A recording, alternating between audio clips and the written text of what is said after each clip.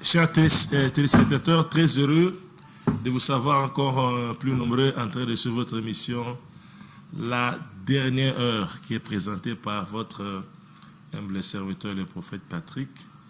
Aujourd'hui, comme convenu, on doit passer notre émission. Aujourd'hui, c'est plus, on va passer le temps dans la prière. Donc, le lieu Zali Moko, la prière, c'est pourquoi déjà, on a pas sur temps. Yako benga bandeko benga baninga oaza museka benga na téléphone dis-le que l'heure de l'émission comment tu l'appelles par le numéro par ton numéro pour lui dire que quand tu as la chaîne BSCTV émission Bandi on va prier on va prendre le temps de prier donc aux malades aux awapi aux olandango ceux qui na salle ceux qui na salon de coiffure aux en hôpital aux en bureau aux n'importe où, aux Olandango, même na téléphone, aux Olandango en tout cas.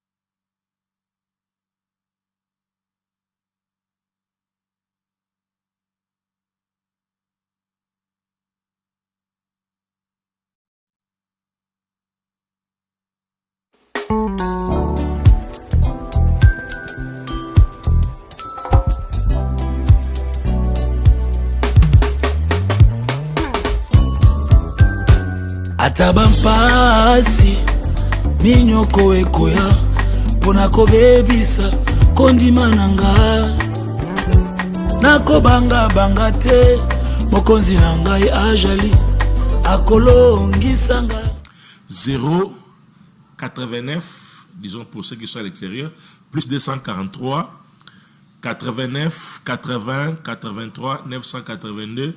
Donc tu peux appeler par ce numéro. Nous sommes en direct. Tous en direct en tout cas. Benga pour demander une prière, une orientation, une préoccupation comme vous le voulez. Nous sommes là à votre disposition. Et pendant que vous benga bandeko, vous en avez besoin disposer votre prière. Donc nous avons déjà programme et culte. Notre culte comme dans la bande passante, c'est bien écrit.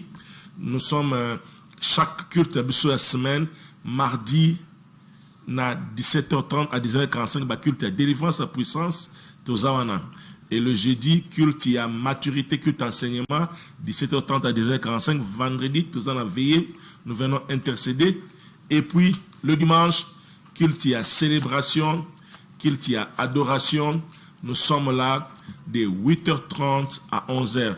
Comme dans la régie, va balancer programme. Il y a un séminaire, donc nous avons passé 30 jours dans sa présence. Donc notre thème, la foi par les œuvres. Et je vous dis, deuxième semaine, on est aussi là, et Sili, semaine prochaine, nous avons la troisième semaine, nous avons la 4 semaines. Il y a moto, je vous dis. Donc demain, c'est dimanche, 8h30, Seigneur bien-aimé, viens. Yaga, tu ne seras pas déçu. Donc Dieu est dans, moi-même je serai au perchoir pour prêcher. Donc Yaka Lobby, la foi par les œuvres. Nous allons toujours revenir sur la foi hors pair, la foi hors série. Lobby na culte. Il y a dimanche. Donc soit là, Yaka, Tokoteya, et puis Tokobundela, Toko démontrer foi na Oyonkolo a Pesibiso. Voilà, par la grâce de Dieu. Donc Yozali na Kinshasa. Oui, à vacances, tu étais à l'étranger, aux Otibakatanga, Brazzaville, Angola, oui, na vacances, en tout cas, adresse, on a Pessibino, peut-être, oui, dans dimanche, donc, une église, voilà l'adresse, donc, nous sommes à Kitambo, rue Maïndombe, numéro 66, direction sud de l'Ofoy, quartier Kilimani, dans la commune de Kitambo. Donc, pour te faciliter la tâche, Sokoza sur Hôpital Vélodrome, Oye par hôpital, soit au Victoire, oye Ndela au Vélodrome, au petit magasin, oye Vélodrome, au Tuniare, un Chanik, donc par Chanik, ne chute de l'Ofo, et on a directement ti na veni Maindombe. Sozana, comme on dit presque à Savubu, oleki Chibangu, oleki Pont Lunda Bululu, arrêt liboso mabaya, avoko ma maison Mbungu, au Kotipe wana, au Romona, avenir Maindo Meza, donc ils ont venu à référence il y a Sebko Lingala côté la wana direction référence ngwana venu Maindo Mengwana Tina C numéro 66. Nous sommes là dimanche, on est là 8h30, on commence jusqu'à 11h et puis la semaine à partir à mardi pour redémarrer. Alors il y a Kaka et tu vas témoigner la main puissante de Dieu. J'espère que si tu bien gagné, parce que nous voulons bientôt passer par la prière. Alors, on appelle ça verset Moko qui va nous aider à entrer dans notre programme, notre cœur du programme de ce soir qui est la prière. J'ai lu Psaume 91 ou 91 comme vous le voulez. C'est le verset 5 et verset 7 qui m'intéresse, mais on va lire, on commence au début pour la bonne lecture. Au nom de Jésus, je lis. Celui qui demeure sous l'abri du Très-Haut repose à l'ombre du Tout-Puissant. J'ai dit à l'Éternel, mon refuge et ma forteresse, car c'est lui qui te délivre du filet de la zeleur, de la peste et de ses ravages. Il te couvrira de ses plumes et tu trouveras un refuge sous ses ailes. Sa fidélité est un bouclier et une cuirasse. Yoga Likambo. Tu ne craindras ni les terreurs de la nuit, ni la flèche qui vole de jour, ni la peste qui marche dans les ténèbres, ni la contagion qui frappe en plein midi. Point. Que 1000 tombent à tes côtés, 10 000 à ta droite, tu ne seras pas atteint. En tout cas, on s'arrête là. C'est l'essentiel. Tu ne craindras ni les terreurs de la nuit. Ben, numéro 4 étapes à 4. En fait, il y a 4 étapes à 2 intéressants. Terreur de la nuit. Hein? La peste. Terreur de la nuit. Flèche de jour. Qui peste les ténèbres. Donc, terreur, nuit, na ténèbres et l'oromoko. Donc, terreur et la nuit, na peste ténèbres et ça, na kamoko. Et flèche de jour, na contingent à midi, bazape kamoko et lokomoko. Habite de tout cela, tu ne craindras rien. Tu ne craindras rien. Pourquoi? Parce que dans ce cas, tu ne seras pas atteint. Tu ne craindras rien. Pourquoi? Parce que tu ne seras pas atteint. Tu ne craindras, pour te dire, pour être explicite, il dit tu ne craindras ni les terreurs de la nuit. Tu crois au banc à terreur la nuit, pourquoi? Pourquoi? Au craindre les terreurs la nuit, pourquoi? Tout simplement parce que tu ne seras pas atteint. Par 10 000 tombent à tes côtés, 10 000 à ta droite, tu ne seras pas atteint. Tu ne craindras pas la terreur de la nuit, pourquoi? Parce que tu ne seras pas atteint. Tu ne craindras pas les flèches du jour. Pourquoi? Parce que la flèche est aussi mbaote. Tu ne craindras ni les pestes du ténèbre. Pourquoi? Parce que tu ne seras pas atteint. Contagion en plein midi. Au bas en pourquoi? Parce que aussi mbaote. Ezana butu, ezana moi ba aussi mbote et ko salayo et l'autre côté. Lorsqu'on parle de terreur de la nuit, de tout ce qui vient terrifier, tout ce qui vient terroriser, terreur de la nuit, donc mari de nuit, femme de nuit, esprit de mort, cercueil, bandota mabe, bandota bitumba, bandota guerre, somwa butu, abi koba angote. Parce que basalo il l'a remonté. Abi la flèche qui vaut des jours, flèche, bien ba flèche na journée zali ba flèche. L'ennemi marche la journée. Bazol ko bois est malade. Ba bois ka boire.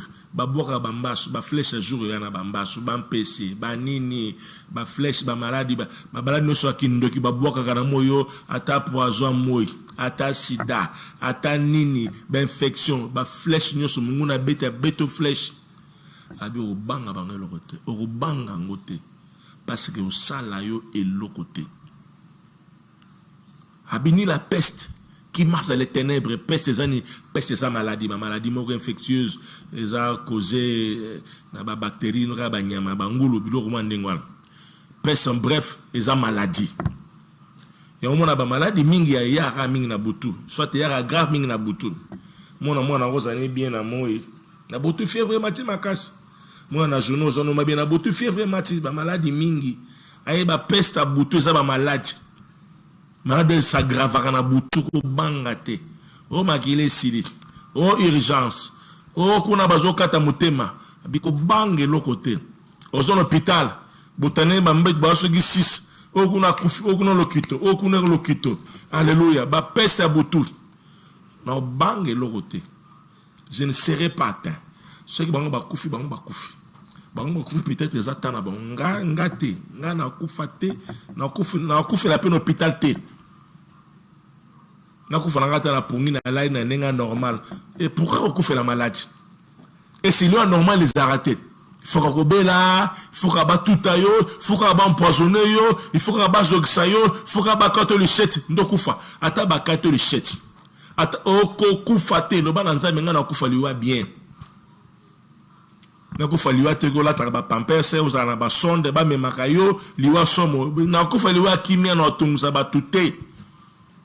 Papa na lobato za na 70 ans 80 ans lombi nzamba pesa ma makasi na nyoko la ba na ngate na nyoko la bakoko na ngate na kufa liwa somo te na kufa liwa bien kimia ere bat bozo s'attendre les moins yango en attendant na ko banga te peste maladie ya butu no banga te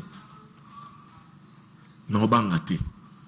Et ce qui fait que ma maladie mususu ya mingi lié na ba temps mususu na ba saison quand on parle de lunatiques.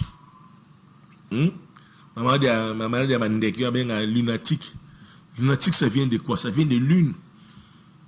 Donc ceux qui lune bimi makasite maladie yakate.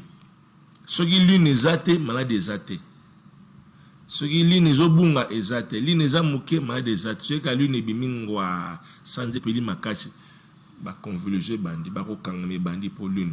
Des maladies liées na lune. Lune et se manifestera mingi pe na ba butu. Donc ba butu ba est déclenché. Ala la ga convulser fulu bimien ba tiki allez et déclenché journée bandi na yango et kei ce kaka lune sili nde ale mutazongi normal.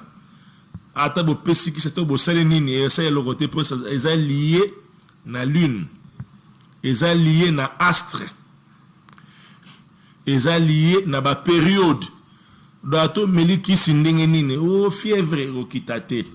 O azokanga me o kitate ce kaka période ane sili nde moto azongi normal donc la maladie mususu boye donc et dépendra en hôpital te.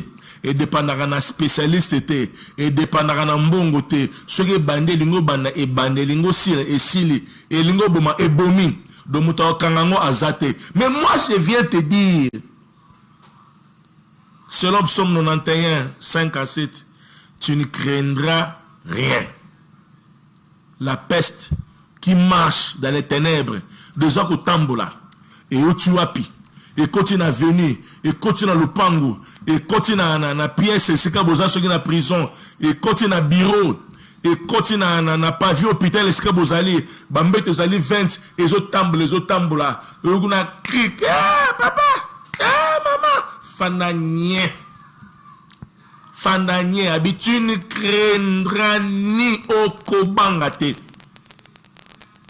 kobangate pa biso olengi na olengiso obangi na obangisa yo ya zaye yo zayote o asambela makasi na biso ko sambela nende za ya solo na biso nde so asambela makasi nde akufa te lokote badu musu basambela makasi ya lokuta hypocrite ko sambela na yewana boye bangi sote yero yo ta sambela makasi tane échoué tane makamesim te bongo biso boyo yo banzeta okauka ozanze ta okauka te confiance aux anango mutu ya kondima leki kutu muta prière na nguya ya osambela ba prière msalon kobanga nde sambelisa ye yo tamsu moi prière muke mezala kondima olekiye yanga longola ko option équivoque na ba kosambela belenga lo sambo muke ka lo sambo muke na nzamba salo ya minene lo ba no amen esikozali tu ne craindras ni la peste qui marche dans les ténèbres réseau tambola et c'est côté qui continue à bureau okuna beli okuna kufi et simba yote o ba poisonner ke bacha ki poison na split bache na micro na studio bache na poignet bache bozo tambola et ko simba yote boyango et puis na suka babi ni la contagion qui frappe en plein midi verset Semer ni l'épidémie contagion contamination épidémie qui frappe en plein midi. On sait qui fait que est arrivé aussi na batamo boetango ba épidémie avec ça qui ceux qui Ebola, ceux qui ba Covid ba fana bandako. Mesures barrières. Au coin na ville ba kotate nanda ko mutabi matin pour dire que tu es isolé. Na midi ko bi matin na butu, c'est supposé que tout le monde est chez lui. La circulation est un peu réduite. Donc, dans le contamination, c'est ça facilement. En plein midi, la contagion qui frappe en plein midi, c'est que contamination est à midi. Midi, c'est pas midi il y a 12 heures. Midi, c'est que journée. Quand on parle de midi, on fait allusion à la journée.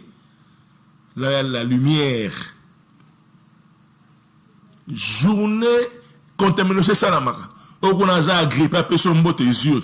On a mal contaminé dans plein jour. On peut se contaminer dans des ordres. Mais contagion midi ko banga yangote. Il y a des gens de fois na ba période ba Covid. Soit Covid en Afrique et na Congo sika certains batu ba kufa. Matmusu ba kota na contact na bata Covid. Luka na mutu na bango ba mela version na ko banga te. Contamination midi na ko banga ngote. Bomela ba kisi nga leka soki mondongo na nga na meli Kongo bolo na ngai na kombo na Yesu toleki nzela na obanga bango te etikali ndengwana tu ne crée na bi longola ko banga longola ko nous voulons bientôt prier là il y a beaucoup à dire nega ko susciter ko matsa kondima mutu moko longola ko banga ata baba programme sur une opération lundi longola ko banga wana obi na ko lekra na ko bima na kota sa d'opération na ko bima ozala ndako bazo kumboke soki na avion ke leso pita bi na kei na ozonga na okende na ozonga ezaka ba formalité na keme na ozonga ata boloti nga na kufi boloti bibembe promesa ten nga na kokende et je vous promets que je vais rentrer ici à la maison. Au bangelo côté, j'ai de mes filles, elles se sentaient pas bien, mais pendant que na prière, na monaka liwa, na monaka prière kaka. Il faut bien que papa va bientôt m'opérer déjà, parce que des opérations les arrêts liwa. Abi sambela pour passer les kina qui kaba opérer. Na bi le côté na sambela kaka.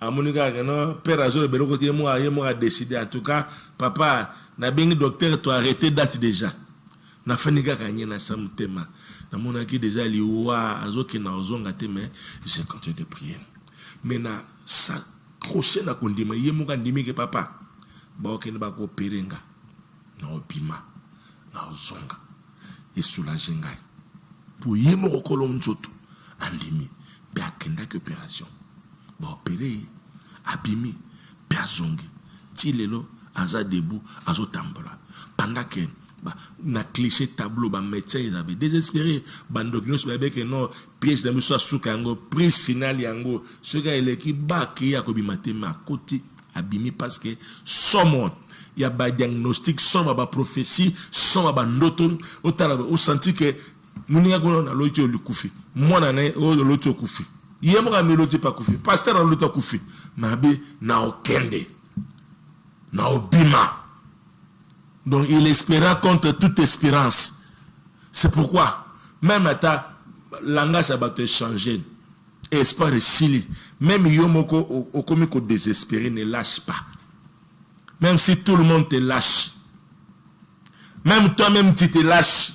Malgré que toi-même tu te lâches, mais ne lâche pas. Qu'est-ce que quelqu'un a compris? Tout le monde te lâche. Toi-même tu te lâches. Mais au finish, ne lâche pas. Dieu est capable de tout changer. Notre soeur est là. Batunion son message contraire. Il y a un message contraire. Mais il a puisé une force au-dedans d'elle. Il dit, j'entrerai, je sortirai. J'ai des promesses que Dieu m'a promis jusqu'alors. N'a pas encore vu les jours. Donc j'entrerai, je sortirai. J'entrerai, je sortirai. Hier soir, Koufaki, à qui na séjour de mort. Mais il y a un côté. Donc là, il y a séjour de mort. Et là, on a satanate. Donc à tout côté, dans la morgue, il y a possibilité bima. À tout côté dans la salle d'opération, il y a possibilité. J'ai dit à quelqu'un, il y a possibilité que tu sortes. Même si tu entres, on enferme, mais celui qui va ouvrir, c'est Jésus-Christ. Parce qu'il détient la clé de la mort et des séjours de mort. Assimi deux clés, de partout au côté, il est capable de te faire ressortir sain et sauf. Au bureau, so va côté ba matarate ba funga marate koloro fungulo o mata. Famille na ba bloquer ba funga mate à to côté na obima. O libana famille na ba ndoki ko côté libana mama ba le kufela mbwa ko côté ba semeke ba bokiro na famille pola. Ngana kokota na kobima lupango wana kutu okoti kuno futa ba garantie silaka ba kufela rabana ba sala raboy ngana kokota na okufela mwana to contre kutu na ozo zemi kuna na kobota kutu mapasa na nko. Je vais révolutionner quelqu'un na lingito sambela. Mama kamuke na ngo fukuto kutubela confesser pour nzamba pambreza la rabe chez abona ninga bang yo kangana tellement que bio ka releki mingi donc comme le faut affermissement, il faut dans les 3 mois enseignement, il faut dans la délivrance dans la délivrance donc il faut dans les matières 3 mois 4 mois il faut dans la délivrance bien mais bon so ko fara 2 mois. Donc, en pleine formation, en plein enseignement de l'évangile, on fait les choses au Sénin. Papa, il y a biso lelo. Bika lelo enseignement la nasima. Il y a un ini. Il y a 60 côté ni. Il y a big sana na nga pesa mutaki ne ba enseignement. Papa, mais comment on tient nous wapi? Donc, avant d'être délivré, les gars, l'enseignement. On a appris ça où? Jésus a fait ça où? Jésus a enseigné qui? Il faut les cabos. Jésus guérissait d'abord. Après, il dit, va et ne pêche plus. Va et ne pêche plus. C'est ça l'enseignement. Va et ne pêche plus. En formation. C'est tout court, mais c'est tout un enseignement. Va et ne pêche plus. Il y a un enseignement. Il y a une prise en charge après délivrance. Kaka mouana au zongo maté à 3 mois, même une année. C'est ça. Ça vient en aval, à pas avant. Liboso, tozo sambela. Ozo bik, ozo témoigner. O etskali to bon sango sima. Longola culpabilité, longola lobinala ke nanda kote, lobinala la le kolan c'était, ola la le kolan c'était. Ola na sa cimetière, ola na kate balé. Mais le temps ozo kangai, ozo lima ke yeso ko osala bikama, il va le faire. Qui ne peut pas avoir peur, qui ne peut ni craindre le terreur de la nuit. Na début à verset bénin. Celui qui demeure sur l'abri du Très-Haut. Qui ne peut pas avoir peur, qui ne peut avoir peur de qui que ce soit, c'est celui qui demeure sur l'abri du Très-Haut. Qui ne peut demeurer sur l'abri du Très-Haut si ce n'est celui qui a Christ. Yomoto Ozana Yesunde, tu es le bienvenu, tu es plébiscité, tu es sollicité, tu es parmi les lauréats. Bato Bazan en mesure. Yako boya Satana. Yako boudé bango nyonso. Alors, si vous avez une région de Bissou, il y a un cambo, il y a un prière, il y a un cambo, il y a une décision, il y a une décision, il y a une décision, maintenant, je m'abandonne à toi. Je m'abandonne à toi. Et ça, la présence, je me suis malade, je me suis chômage, je me suis perdre, je me suis pas obimate, quand je me suis changé, je me suis bendaka. Musupe mpiaka iko bendo paneso musupe maladi musupe solo na nyoso mais mutema kaka qui mezate tu te sens dans l'insécurité ou tu sens pas la paix, tu as tout mais tu as envie mutumo otama makolo aolene lila la nzela na bandinze muto microbe mais vous sentez dans son visage rayonne, il est jovial. Mais Dieu nous a la carrosse, nous a la jeep, nous a la immeuble, vous sentez que tu es débousselé, tu es dispersé. Hein? Mon empêche les cabouis, empêche tout le temps, on a un empêche pas à rater. Mon aga insecte, il ozobang. Comme on a un rebelle, ou habité. Ngano pochara mutema ngano asakufi. Ngano azana Nigeria, que nous telle beaucoup, telle Nigeria beaucoup, ok, on fouti bio que Nigeria, matanga nganga kufi. O le laisse panan ozongi souci comme benga baninga comme kota na ba réseaux sociaux oloka ba adresse banganga siko kende Togo kende Lomé okende wapi okende Johannesburg kuna bazo bo ba Congolo kende wapi Yesu azalia okende wapi. Nous allons prier bientôt mon frère ma soeur et là le bosso comprendre kota na cercle na biso.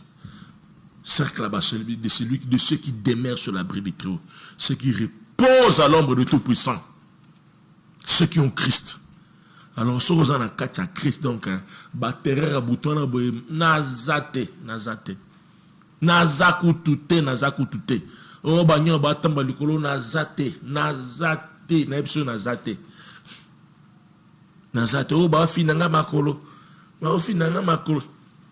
Ngo depuis que là le bois fino qui muna bango suma kama kutute o ba fininga mo jogi makolo malili ambala mo ilanga na nali bonoka noka makolo malili ne mutu mwa ngo bano simone daninga muyibi na lamu ki penza ko na me prena ko makolo prena ko baninga bano masimba bano mata ajo na laina ni ani o na kipete na bika mata koma tiliko na tala soza mutu ni Jésus ni kimungala ni kinini na kipete na demwa wako pa ezaka déjà erobo mutate ma suta bani ko ganga Jésus abani ko zotinda moto kubaka ba mungwa menga na tomo mogabwe na tala na zonga dole eloko ngi mata etika penda mutu santi pina ombre mutu bimi ikote na ferente bimi kei bana peke na libela qui n'a longa pe karatsango ezonga pe souté dans la dimension donc nazakunate ce jour na on prier et on prier na kolala ata bozinga na kolala je ne crains aucun mal. Pierre na prison basoda bazingie ba bomelo a osamba ba kufa kimia anzambe na ngai ya le baiser belé mais restons là, prions maintenant. Et il y a un dernier point, on a contagion. La version 70. Version 70, j'ai aimé ce qui est écrit là-bas, version 70, et ça, version 40. Donc, Bible, depuis tout ce temps-là, donc Torah, Ancien Testament, ils avaient toujours en hébreu. En hébreu, dans le canon, le livre canon, c'était en hébreu. Nos langues à l'hébreu, traduisent ça, ils avaient en grec. Bato ba traduisant en grec, il y a 70 juifs savants ou 72. On a bâti version 70. Bazo presque nani décennie mobimba pour na ko rédiger commanda Genèse tibasili. Donc ba traduire Bible et ça a toujours été en hébreu, mais traduction libosonde yango zalaki na grec yango des version 70. Dans la version 70 na psaume yobo babi ndenge second tu ne craindras ni la contention qui frappe en plein midi, c'est mère lobby, tu craindras ni l'épidémie qui frappe en plein midi, mais la version 70 baloba Tu ne craindras ni les accidents du jour. Les accidents et les démons du jour. On a verset 72. Bateau va traduire grec, va traduire hébreu et en grec. Tu ne craindras ni les accidents et les démons du jour. En tout cas, partout dans la ligne. La ligne. Okobanga te accident à moi. Accident zébélé. Et on a un accident à moto. Arrêtez, mais tu actualises, tu contextualises. Hein? Lui, ce gars, tu ne craindras ni la contagion qui frappe à plein midi. Il peut le bas. Tu ne craindras ni selon version 70. Tu ne craindras ni les accidents qui frappent à plein midi. Accident à moto. Il y a voiture, il y a avion, il y a train, il y a ni nako banga ngote na kombo de Jésus-Christ. Oh ba tout qui na voiture, ba na ba kenda ki na voiture, ba kenda ki so mako na bange lo côté. Oh ba accident ni no ndako ezika ki o moto pela yo kuna kangama ki o kuna kene ekolo bwe azindi suki na terrasse mo bwe na kura kufi na banga eloko mo côté. Na biso na ko banga eloko mo côté. Est-ce que tout le monde so na kuna na télévision lo ba na banga eloko mo côté. Le bananga na ko bang eloko moko te. Pourquoi? Parce que tu es avec moi. Non banga te pour na diplôme. Non banga te pour na chez méchant na porte. Non banga te pour na gardiennage, pour na police, na bana mura, na ba soda armé, ba soda ba fandra ba kengraka. Non banga te pour na sportif, non banga te pour na relation, na bata aner, na ba généraux, na ba procureur, non banga te pour na yangote, pour na ben président de la République, ni na gouverneur te, ni na gouverneur à banque, non non, non banga te pour yazanangai. Seule sa présence me suffit. Non, attends pia kana poche, non banga l'autre côté. Non banga l'autre côté. Bien sûr ba flèche à moi. Et te blâme ba sac, et te blâme ba poche. Autant moi besoin bon tient na poche, ben te flèche. Sac et te blâme mon quoi. Ce que moi ba ibinga sac. Oh ba kati sac ba bijou, ba voilà ba flèche à moi. Flèche à moi.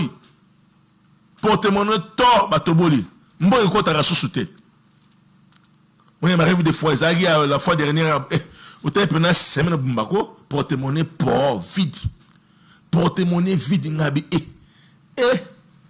aboni diga monin do mbongo ya nango e kote na porte-monnaie tu savez so eye eseli musala eye do mbongo ya réserve za susute moi 2 semaines na komi ndengwana na compte mbongo ezokota te porte-monnaie mbongo ezokota mais mbongo zo na maboko e ka beke na poche fanda sute na butu na saka na soit na porte-monnaie na saki na lobeli bongo kota wa kot tika baje kota wa ba flèche butu awate ba peste awate na porte-monnaie na ngate na carte bancaire na ngate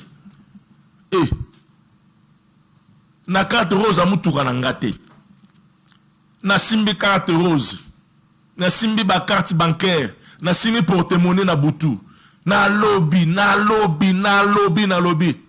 ha le binongone bani na bimi we don ozongi porte-monnaie pene koti petondi ko ngabe pardon bato il faut le bela ngabwe so foni ngabe ba osaka na yo jamais mo pe fani pa fani pe ezangi pe makamba osala tu as bien mais en tout cas soit copiango obimi bo porte-monnaie zavi bien mais soit chose inspirée soit pena bo sire porte-monnaie ya kwiri suga nini be zwata huile chango na oche lamboche upakolo pono chango pona cirage porte-monnaie ngingo koti une na kato vide nyonso pupolo pangushe ngengi osaki mbongo ezokota obim otam na bimi boy mbongo efo kota place oyela na yebite na compter na rendez-vous mutute na zo compter mbongo mutute na biki mbongo ekokota awa eko kote ko sala musala pe ko tika na carte bancaire mbongo ko kota bele me saka pona zo banga te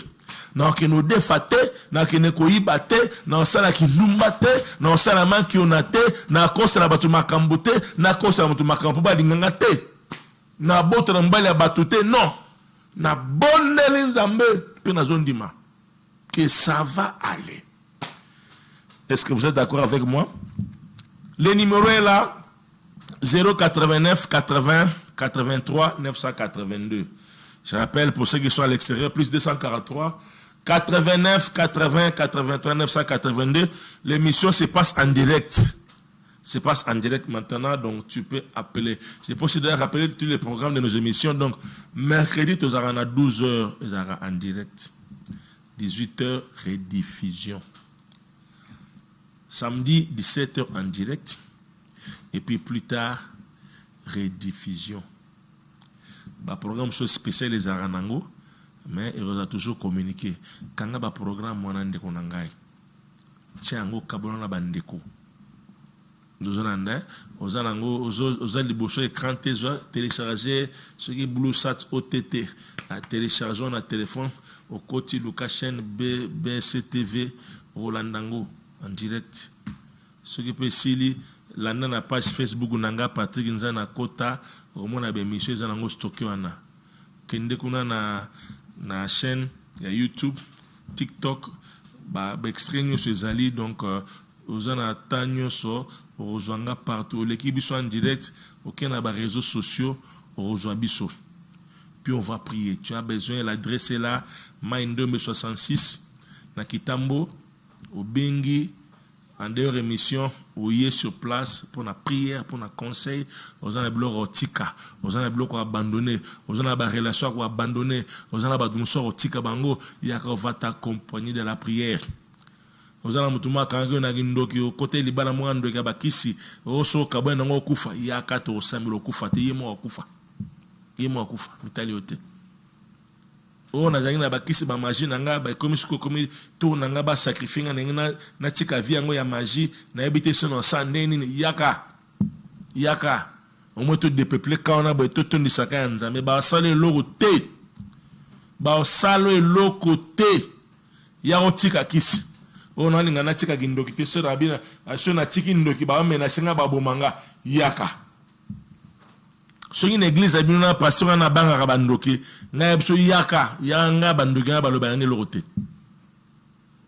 lokote pour na yankete mais pour na za na Yesu o azaka tanga leki bango musika pina ya ba elote tina lo baboye devant média muklimozo ka dona banga bango te po azaka tanga leki bango musika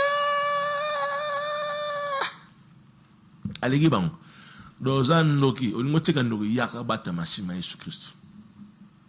Notre vie est cachée en Christ, est cachée avec Christ et Christ en Dieu. Basi moneni amo yomo kenoko mitika Yesu bakanga ke pa mitika ki Yesu bazoge pa mitika ki de ce bozonga pour na mitiki Yesu mitika ngana ko mitika te nga Yesu te Yesu mitika nga ko mitika te nga mbamba na Yesu stiliwa ngotika ndoki yaka dresse yanzana Mind 66 nga prophète Patrick Nzana to sambela nzambe ozana ba magino ngotika o changer longa ba loge wana ba maison noire wana omonike liwa yangoyo yaka koto l'église est chapelle des disciples Shadi yakawana yaka koto to sungayo yaka koto oh mulibala mona kote kuna ba lexegi bana esakame komagia mulili o toliaka banye na butu toliaka bana ya na komi na soka na kima ba biso meki okufa abiyaka yaka talelo lobi tongo etana tongo ko tana na bisio yaka docteur abio etikeli kaka 2 semaines 1 semaine 3 jours yenda za na compte rebu na maboko no po ya kufa kate okufa te on va prier Dieu. Oh musala wana musala likama bange zanate to télémina Yesu na losambo. On va prier Dieu. Le numéro est là. On va commencer la prière mais tu peux tout m'appeler interrompre au 5 prière to sambeli nzambe. Au 5 conseil to pesi. Au 5 magambo eza milai to se fixer rendez-vous. To se fixer rendez-vous. Oye déjà à partir à 11h nos courants semaines chaque jour. Nos yambayo sur rendez-vous surtout.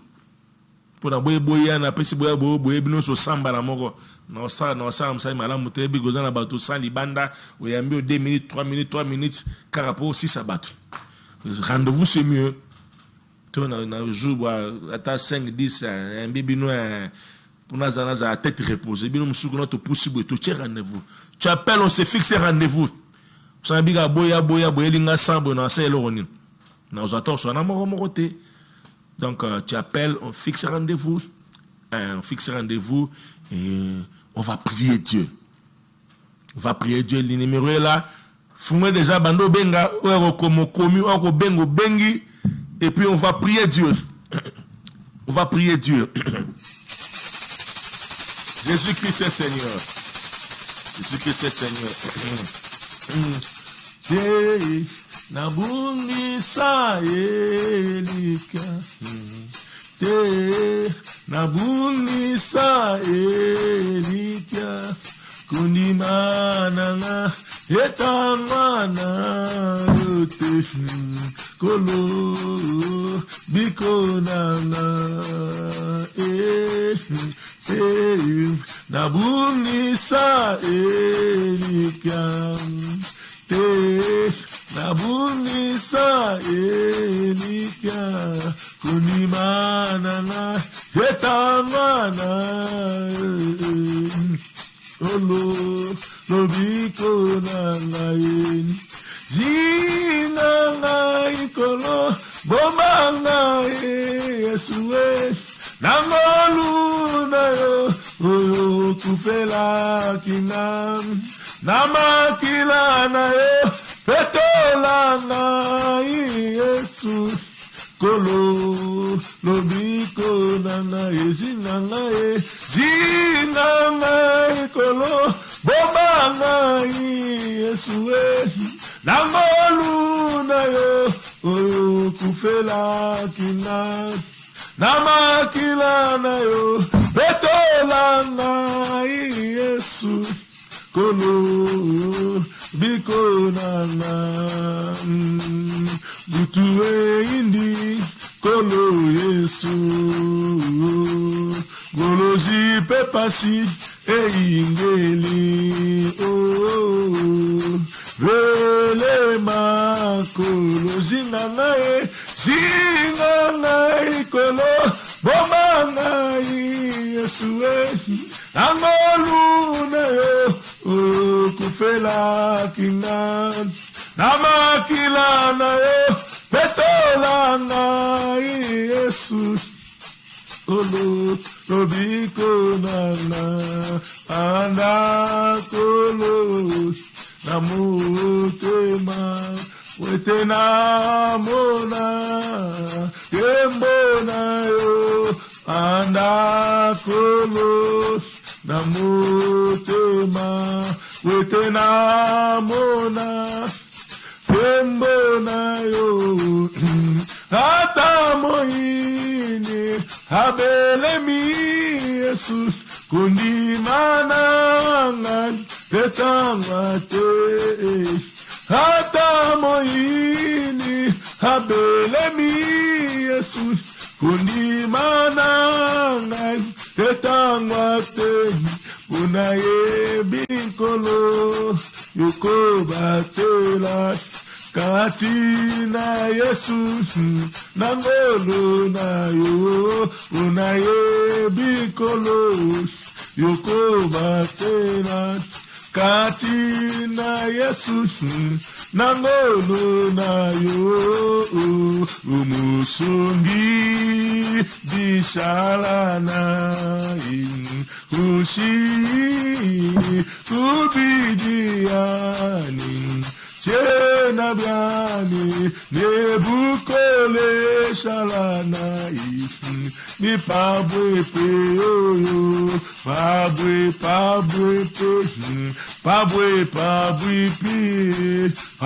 pabwe pi masia wa mo chena biani nebukole shalana ni pabwe pe pano singa mawana nzambe yoba na nzambe okela ngamawa yali boso na yo sokozana ndaku oza esika malamu okoki kofukama oza na nzela oza na mituka oza na biro fanda azala concentré soki mpo oza na mosala esika bato bazali otie soki casquette na matoi sur téléphone ton écran zwa kaka concentration na yo banda kosenga mawa na nzambe nzambe yokelanga mawa salelanga ngolu na poka lelo salelanga ngolu na week-end peut-être na jour nini ozolanda mais pendant que tu seras en prière avec nous quand on a prière nzambe yokelanga mawa.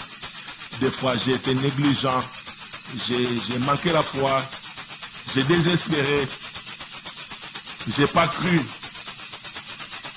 à ta droite, j'ai pas cru à ton miracle, j'ai pas cru à tes œuvres, j'ai pas cru, ou j'ai perdu la foi par rapport à la communion fraternelle, en allant à l'église, en allant voir les hommes de Dieu, n'a perdu espoir, n'a comment résigner, n'a comment rétracter, n'a comment ngamo na kwe na ngai, mais lelo na okiloba, n'a désespéré, j'étais au bout du rouleau, prêt à me suicider, prêt à me faire du mal, prêt même aller chez les féticheurs, prêt même aller me jeter entre les mains de mes ennemis, mais tu as parlé.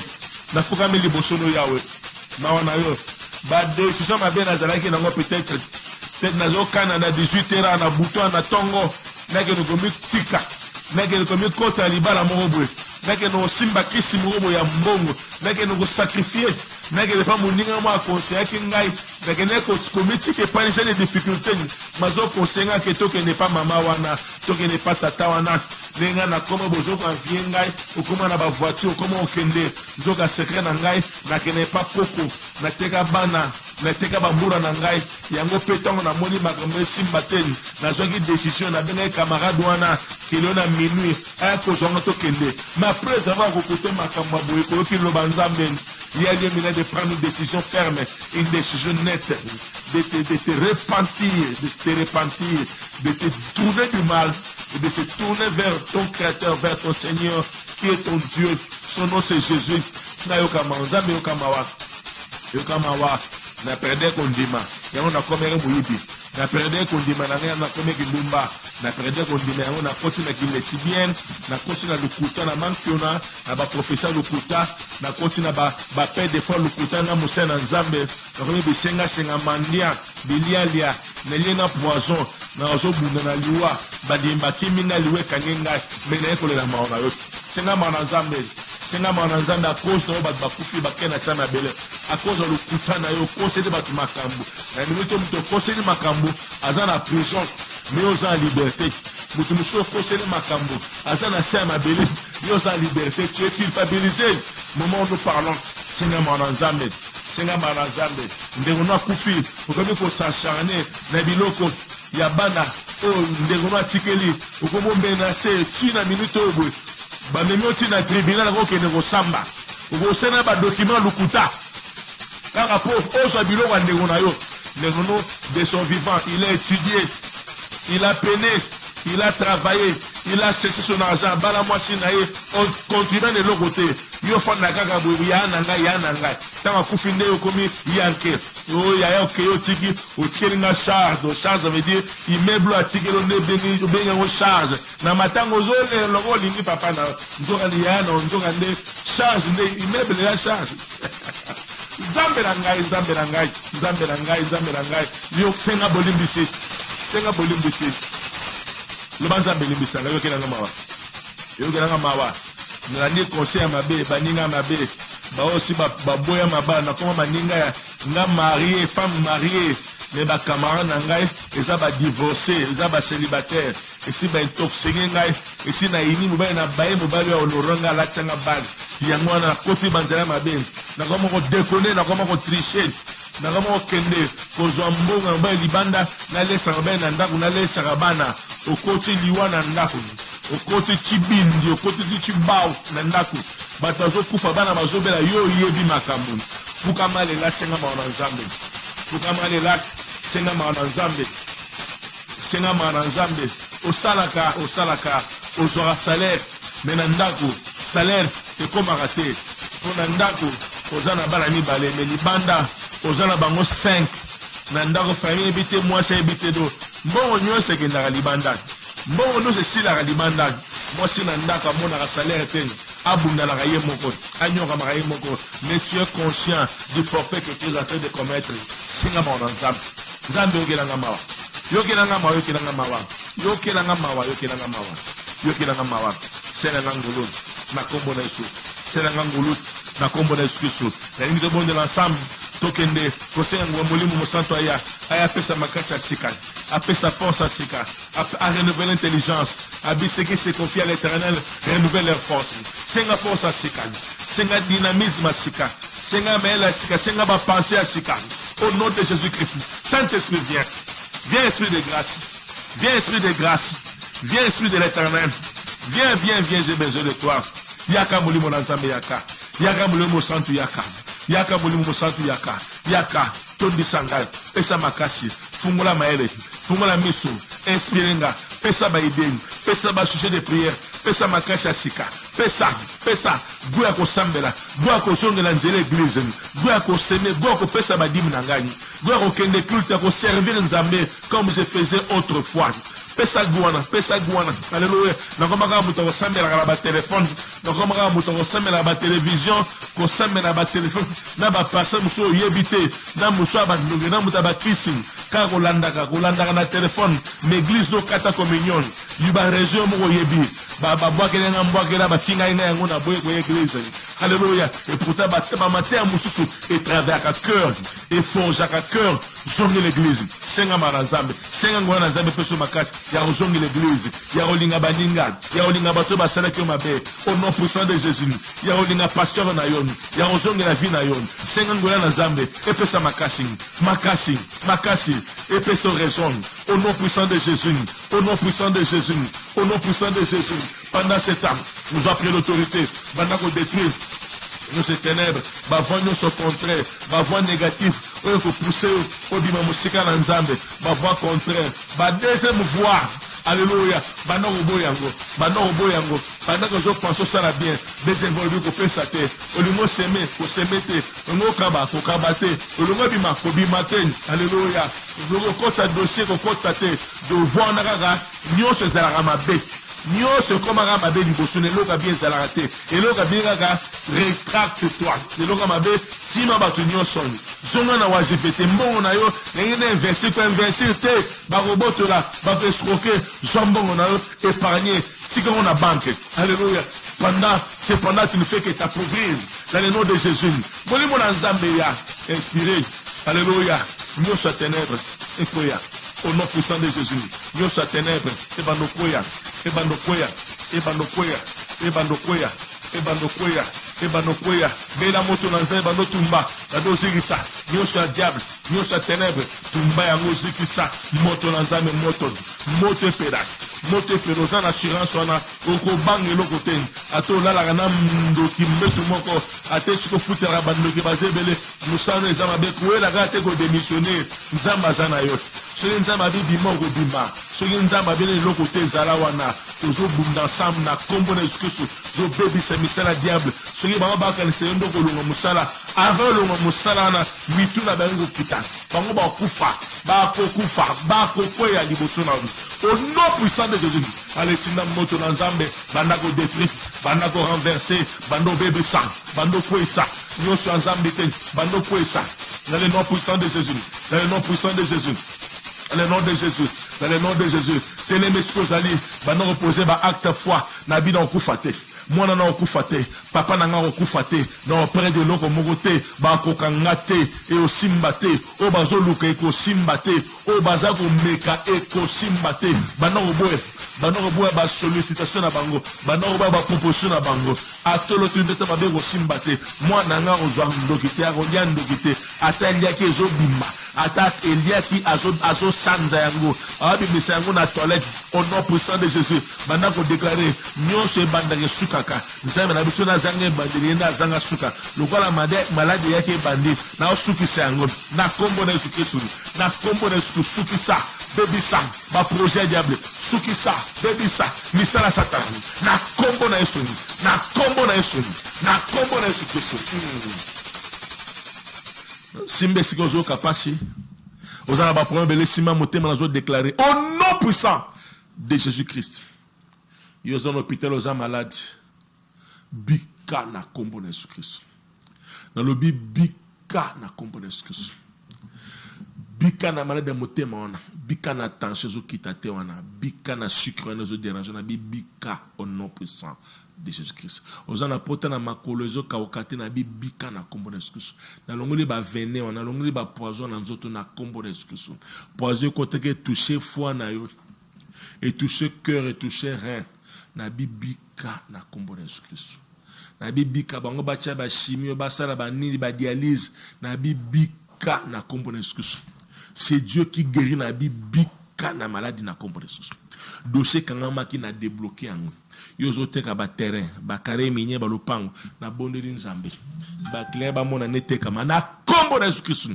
Lisiza ya musala ba misala ozana la recommandation to ozo musala te ato na diplôme na yo ato seli ba examen bien o seli interview bien mozana mtako pistonner o ten na nzela molo moso na pistonner na bikende nga na pistonner na kombo na Jésus-Christ na pistonner yo na fulio na kombo na Jésus-Christ kota kende okino bana musala na sa yaya sandeko sa ministre sa général sa procureur ozo kendo bana musala na kombo na Jésus-Christ posone za yo na kombo na Jésus-Christ. Je te bénis, va avec la force que tu as, va. Celui-là c'est à toi. Ce fauteuil-là, c'est à toi. Au fanda wana libaran ezaya yo.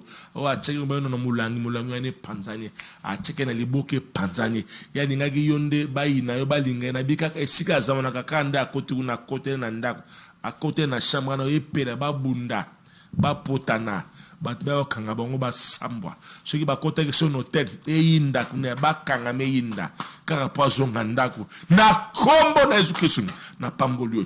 Tant ba benga ba kombo ba carte yo abi longole cha mutu mususu tant zo benga mutu musonga ba benga kaka yo mo kaka ay pato abi lobi yaka nzoka ne yo asali message no raza saleli yo moto e fage ba remplacer ba bengi ete ba bosane yo ko lobi kuna nini ndeno ye na message yango yo kaka ndoko zonga na ndoto ba kolota yo ba omona kaka yo ata ba menacer ko lendo za na demande explication za na mise en pied na bi lendi ba ko changer ya vie bako lendi bakoya bako changer à vie na bi lendi bakoya bako changer à vie yo ko fanda wana otikala wana de toute ma force je te bénis, sois béni, sois guéri.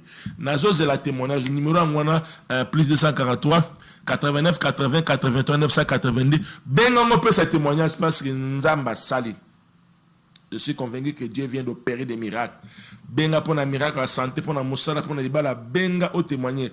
Bazo benga ou téléphone, ba message de kota, comme il y a souka déjà, Régé et Salinga Sinike, comme il y a en tout cas, prochaines émissions, tu rozonga, tu retang ensemble, ou après, tu resola ensemble, après, même après mission, tu peux continuer d'appeler. En tout cas, tu continues de prier, même après mission, on va continuer de prier. Mais sauf que tu as une option dans Souka, voilà, comme ça a été annoncé tout au début, que l'émission c'est mercredi à 12h, noté en gros, et puis dimanche, samedi à 17h en direct, et na soir, la rediffusion est allée. Que tu as na plein séminaire na biso, mardi, mercredi, jeudi 17h jusqu'à 19h45, et dimanche 8h30, tu as un séminaire sur la foi par les œuvres Yaka, Bassin Nanzé Bazali, Bafiche Zana, Nenge Barégé et présenté. Et puis, il y a aussi des orateurs surprises, Bakoya, Kako Bazana image, na Karabangote, surprise Bazali, Bakoya, je vous dis, Yaka, viens et tu vas témoigner la moins puissante de Dieu. Donc, comme Souka, merci pour tout, merci, bah, numéro Zana pour ko pèse offrande, bah, numéro Orange Money, RTL Mani, MPSA, Benga, disons, envoie ton offrande pour dire merci à Dieu. Voilà, YouTube et Zana DHTV 24, YouTube au Kotukuna, au reçoit. Bah, toutes nos émissions sont stockées là-bas. De ce qu'on raté en gomme la rediffusion, au Kotukuna, des émissions sont Nakala, des émissions 3 ans passés, 2 ans passés, les Zakawana na DSTV 24, des émissions les merci, Nana Régie, merci tout le monde, merci toute la grande famille, chapitre des disciples, Nzama Pambolabino, l'État, Benbakere pour citer singulièrement les noms, mais je vous aime beaucoup. Banagnos, église, chapitre des disciples, Nzama Pambolabino, je porte dans mon corps, qui m'a dans un Zalabino, ton côté, le lobby na culte à 8h30. Bye bye, que Dieu vous bénisse.